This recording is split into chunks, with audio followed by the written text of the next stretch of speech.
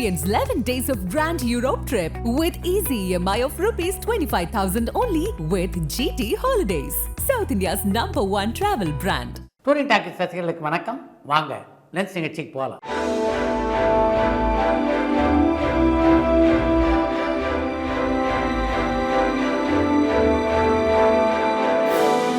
என்னம்மா முதல் கேள்வி? பிஆர்ஓவா பல படங்களை பணியாற்றி மறைந்த ராஜுவை பத்தி சொல்ல முடியுமான்னு தோரணமலையிலிருந்து சிம்பகராமன் கேட்டிருக்காங்க. கடையம் ராஜுவை பல ஆண்டுகளாக நான் அறிவேன். பழகிறதுக்கு ரொம்ப நல்ல மனிதர், இயல்பாக பழகுவார், எல்லார்ட்டையும் ரொம்ப மரியாதையாக நடந்து கொள்வார்.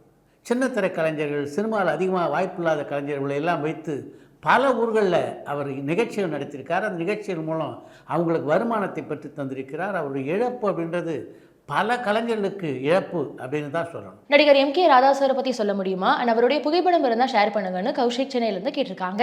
எமினி ஸ்டுடியோவில் நிரந்தர நடிகராக இருந்தவர் தான் எம்.கே. ராதா. ஏறக்குறைய 50க்கும் மேற்பட்ட திரைப்படங்களில் நடிச்சிருக்காரு.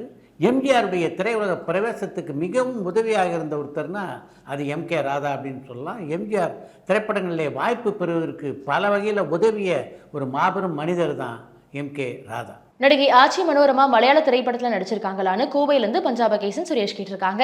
மனோரமாவை பொறுத்த வரைக்கும் 1 இல்லை 2 இல்லை 10க்கும் மேற்பட்ட மலையாள படங்கள்லேயே நடிச்சிருக்காங்க. நடிகர் விக்ரம் பிரபுவை வச்சு தயாரிப்பாளர் எஸ்.ஆர். பிரபு அடுத்து என்ன திரைப்படத்தை தயாரிக்க போறாருன்னு கள்ளக்குறிச்சியிலிருந்து தவமணி கேட்டிருக்காங்க. விக்ரம் பிரபுடைய திரை வாழ்க்கையில முக்கியமான படங்கள் அப்படின்னு டானாக்காரன் திரைப்படத்தையும் இருகப்பற்று திரைப்படத்தையும் சொல்லலாம்.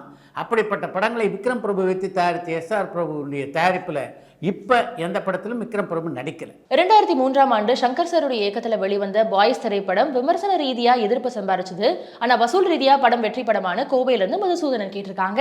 விமர்சன ரீதியாக எதிர்ப்பை சம்பாதித்த பாய்ஸ் திரைப்படம் வசூல்லையும் வெற்றி படமாக அமையல. சார், அப்ப மதுரையில இருந்த தங்கம் திரையரங்கம் தான் ஏசியாவிலேயே மிகப்பெரிய திரையரங்கமா? அந்த திரையரங்கத்தை பத்தின தகவல்கள் இருந்தா ஷேர் பண்ண முடியுமான்னு மதுரையிலிருந்து தர்மராஜா கேட்டிருக்காங்க. ஆசியாவிலேயே மிகப்பெரிய திரையரங்கம் என்ற பெருமையுடன் கூடிய தங்கம் திரையரங்கம் 1952ஆம் ஆண்டிலே கட்டப்பட்டது. அந்த தியேட்டர்ல மொத்தம் எத்தனை பேர் உட்கார்ந்து படம் பார்க்கலாம் தெரியுமா? 2560 பேர் ஒரே சமயத்தில் அந்த திரையரங்கில் அமர்ந்து படம் பார்க்கலாம். அப்போல்லாம் பார்த்தீங்கன்னா பெரும்பாலும் சைக்கிளில் தான் தியேட்டருக்கு படம் பார்க்க வருவாங்க.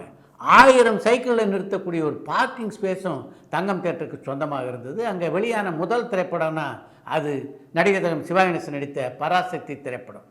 ஏறக்குறைய 112 நாட்கள் ஹவுஸ்ஃபுல்லாக அந்த திரையரங்கிலே அந்த திரைப்படம் ஓடியது. அந்த திரையரங்கத்தை முழுமையாக கட்டி முடிக்கிறதுக்கு முன்னாலேயே பராசக்தி படத்துடைய வெளியீட்டு தேதி வந்து விட்டதுனால அப்போ அந்த படம் வெளியான காலகட்டத்தில் பலர் தரையில் மண்ணை குவித்து அந்த படத்தை பார்த்தார்கள் அப்படின்னு கூட ஒரு செய்தி குறிப்பு சொல்கிறது. அந்த திரையரங்கம் வெள்ளி விழா கொண்டாடிய போது அங்கே வெளியான படம் மக்கள் கலைஞர் ஜெய்சங்கர் நடித்த துணிவே துணை, ஜாஸ் எக்ஸார்சிஸ்ட், ஓமன் போன்ற ஆங்கில படங்களையும், யாதவ் கி பாரத் போன்ற ஹிந்தி படங்களையும் தங்கம் திரையரங்களை திரையிட்டிருக்கிறார்கள். அந்த திரையரங்கிலே பல நாட்கள் 7 காட்சிகள் கூட நடைபெற்றிருக்கிறது. இப்படிப்பட்ட பல சிறப்புகளை கொண்ட தங்கம் தியேட்டர் 1995ஆம் ஆண்டிலே மூடப்பட்டது. அந்த தியேட்டரில் ரிலீஸ் ஆன கடைசி படம்னா அது ஈஸ்வர் என்ற மொழிமாற்ற படம். அந்த படத்திலே கதாநாயகனாக நடித்திருந்தவர் நாகார்ஜுனா. கலைஞர் நூற்றாண்டு விழால நடிகர்கள் ரஜினி சார், கமல் சார், விஜய், அஜித் இவங்க 4 பேரையும் ஒரே மேடையில பாக்கிறதுக்கான வாய்ப்பு இருக்கா சார்னு காஞ்சிபுரம்ல இருந்து சரவணன் கேட்டிருக்காங்க. நீங்க குறிப்பிட்டிருக்கிற மாதிரி ரஜினி, கமல், விஜய், அஜித் ஆகியோர் ஒன்றாக மேடைக்கு வருவதற்கான வாய்ப்புகள் இல்லை. ஆனா இவங்க எல்லாரையும் மேடையில பார்க்கக்கூடிய வாய்ப்பு இருக்கு. பஞ்சு அருணாச்சலம் சார் விழால நான் உங்களை பார்த்தேன், ஆனா நடிகர்கள் Rajini sir and Kamal sir ஏன் அந்த விழாக்கு வரலன்னு கோவையில இருந்து பஞ்சாப கேசன் சுரேஷ் கேட்டிருக்காங்க. பஞ்சு அருணாச்சலம் விழாக்கு ரஜினி, கமல் வரவில்லை. உங்களை பார்த்தேன் ஏன் அப்படின்னு நீங்கள் கேள்வி கேட்டிருக்கீங்க. நான் ஏன் போனேன்னு கேள்வி கேட்டிருக்கீங்களா? இல்லை கமல் ரஜினி ஏன் வரல அப்படின்னு கேள்வி கேட்டிருக்கீங்களான்னு தெரியல. ஆனாலும் 2க்கும் நான் பதில் சொல்லிடுறேன். என்னை பொறுத்த வரைக்கும் அந்த விழாவிலே நான் கலந்து கொண்டேன் என்றால் எனக்கு ரொம்பவும் முக்கியமான விழா. பஞ்சு அருணாச்சலம் இல்லைன்னா திரையுலகிலே நான் ஒரு தயாரிப்பாளனாக ஆகியிருப்பேனா அப்படின்றது கூட சந்தேகம்தான். தக்க சமயத்திலே நான் தயாரிப்பாளராக எனக்கு உதவி செய்தவர் பஞ்சு அருணாச்சலம். ரஜினிகாந்தை பொறுத்த வரைக்கும் அந்த விழாவிலே அன்று கலந்து கொள்வதாகத்தான் இருந்தார். கடைசி நிமிஷத்தில் தான் அவரால் வர முடியாமல் போச்சு. அதனால் பஞ்சு அருணாச்சலத்துக்கும் தனக்கும் உள்ள தொடர்பை பற்றி ஒரு நீண்ட வீடியோவை பதிவு செய்து அந்த விழாவுக்கு என அனுப்பி வைத்திருந்தார். கமல்ஹாசன் விழா நடைபெற்ற அன்று சென்னையில் இருந்தாரா இல்லையா அப்படின்னு எனக்கு சரியாக தெரியல. நடிகர் திலகம் சிவாஜி கணேசன் சார் மேக்கப் இல்லாம நடிச்சிருக்காரா? அப்படி நடிச்சிருந்தாருன்னா அது என்ன திரைப்படம்னு சொல்ல முடியுமான்னு கோவையில இருந்து பஞ்சாப கேசன் சுரேஷ் கேட்டிருக்காங்க.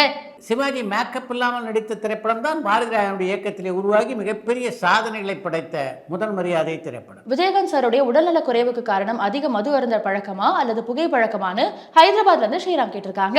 விஜயகாந்த் என்ற அந்த மாமனிதனுடைய மறைவுக்கு பின்னாலே அவரை எல்லாரும் எப்படி போற்றி புகழ்ந்து கொண்டிருக்கிறார்கள் அப்படின்றத வலைதளங்களை நீங்க பார்த்துட்டு இருப்பீங்க அப்படின்னு நினைக்கிறேன். அப்படி இருக்க ஏன் இப்படி ஒரு எதிர்மறையான விமர்சனம்?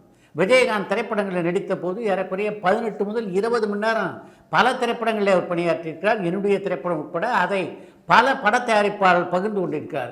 அப்படி அதிகமாக உழைத்ததன் காரணமாக கூட அவருடைய உடல்நலம் பாதிக்கப்பட்டிருக்க வாய்ப்பு இருக்கு இல்லையா? நடிகர்கள் ஃபஹத் ஃபாசில் அண்ட் வடிவேலு சார் நடிக்க இருந்த படத்தை பத்தின அப்டேட் இருந்தா சொல்ல முடியுமான்னு காஞ்சிபுரம்ல இருந்து சரவணன் கேட்டிருக்காங்க. ஃபஹத் ஃபாசிலும் வடிவேலும் இணைந்து நடிக்கின்ற படத்துடைய படப்பிடிப்பு ஏற்கனவே தொடங்கிவிட்டது. சூப்பர் குட்டினுடைய 98வது திரைப்படமாக அந்த திரைப்படம் உருவாகி இருக்கிறது.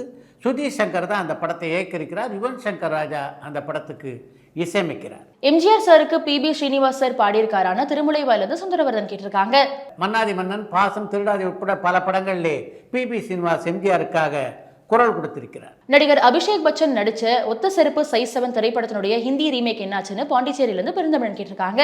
பார்த்திபனுடைய இயக்கத்திலே அபிஷேக் பச்சன் கதாநாயகன் நடித்த ஒத்த செருப்பு சைஸ் நம்பர் 7 படத்தினுடைய ஹிந்தி பதிப்பு இந்த ஆண்டினுடைய முதல் பகுதியிலே நிச்சயமாக வெளியாகும். 2024ஆம் ஆண்டு நடிகர் சிம்புவுக்கும் இசையமைப்பாளர் அனிருத் இவங்க 2 பேருக்கும் திருமணம் நடக்கிறதுக்கான வாய்ப்பு இருக்கான்னு பாலக்கோட்ல இருந்து ஜான் கேட்டிருக்காங்க.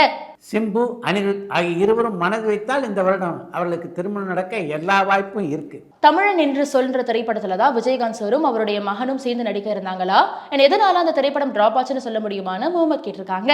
அருண் பொன்னம்பலம் இயக்கத்திலே ஆரம்பிக்கப்பட்ட தமிழன் என்று சொல் என்ற திரைப்படத்தில் தான் விஜயகாந்தும் சண்முக பாண்டியனும் இணைந்து நடிப்பதாக இருந்தது. அந்த படத்தினுடைய தொடக்க விழா கூட மிகச்சிறப்பாக நடைபெற்றது. அதற்கு பின்னாலே அந்த படத்தினுடைய படப்பிடிப்பு தொடர்ந்து நடைபெறவில்லை என்றால் அதற்கு மிக முக்கியமான காரணம் விஜயகாந்துடைய உடல்நிலை பாதிக்கப்பட்டது தான்.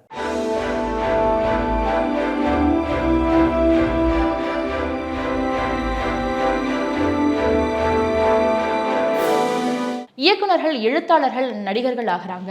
அதே மாதிரி மியூசிக் டைரக்டர்ஸ் அண்ட் நடிகர்கள், ரைட்டர்ஸ் அண்ட் சிங்கர்ஸ் ஆகிறாங்க. இது இந்திய சினிமாவுடைய வளர்ச்சிக்கு பாதிப்பா இருக்குமோ நான் நினைக்கிறேன். இப்படி நடக்கிறதுனால யங் டேலண்ட்ஸ்க்கு வாய்ப்பு கிடைக்க மாட்டேங்குது. இந்திய சினிமாவுடைய வளர்ச்சிக்கு இது தடையா இருக்குமோ நான் நினைக்கிறேன். இதை பத்தி உங்களுடைய கருத்து என்னன்னு மலேசியால இருந்து சிவா கேட்டிருக்காங்க. ஒருத்தர் தண்டமுள்ள பலதரப்பட்ட திறமைகளை நிரூபிக்கிறதுனால அடுத்த இளைஞர்களுக்கு வாய்ப்பு கிடைக்கல அப்படின்ற உங்களுடைய கூற்றை நான் ஏற்றுக்கொள்ள தயாரா இல்லை. அடுத்து இந்த ஒரு தகவல். பல மொழிகளில் அனாயாசமாக பாடக்கூடிய அற்புதமான ஆற்றலை பெற்றிருந்த PB ஸ்ரீனிவாஸ் பாடிய முதல் திரைப்படம்னா மிஸ்டர் சம்பத் என்ற இந்தி படம் தான். அந்த படத்தை தயாரித்த SS வாசன் மிஸ்டர் சம்பத் திரைப்படத்திலே PB ஸ்ரீனிவாஸ் பாடியிருந்த பாடலை கேட்டுவிட்டு இவர் பாடவே வேணாம், மெல்ல பண்ணாமே போதும், அந்த அளவு இனிமையாக இருக்கு என்று PB ஸ்ரீனிவாசை பாராட்டி இருக்கிறார். PB ஸ்ரீனிவாசை பொறுத்த வரைக்கும் பல பின்னணி பாடகிகளோடு அவர் இணைந்து பாடியிருந்தாலும் லதா மங்கேஷ்கரோடு ஒரு பாடலை பாட வேண்டும் என்பது அவருடைய நீண்ட நாள் கனவு. அதற்காக பல நாட்கள் ஜெமினி ஸ்டுடியோவை வலம் வந்திருக்கிறார் PB ஸ்ரீனிவாஸ். எப்படியாவது ஒரு பாடலை லதா மங்கேஷ்கரோடு இணைந்து பாடிவிட வேண்டும் என்று அவரால் ஆன வரைக்கும் முயற்சித்தார் PB ஸ்ரீனிவாஸ். அப்போ அது நடக்கலை. அதற்கு பின்னால் அந்த வாய்ப்பை அவருக்கு வழங்கியதுன்னா அது AVM நிறுவனம். AV மெய்யப்ப செட்டியார் நானும் ஒரு பெண் திரைப்படத்தை இந்தியிலே படமாக்கிய போது சித்திரகுப்த இசையிலே அந்த படத்தில் லதா மங்கேஷ்கரோடு இணைந்து பாடக்கூடிய வாய்ப்பு PB ஸ்ரீனிவாசுக்கு கிடைத்தது. அப்போ அவர் அடைந்த ஆனந்தத்திற்கு அளவே இல்லை என்று சொல்லலாம்.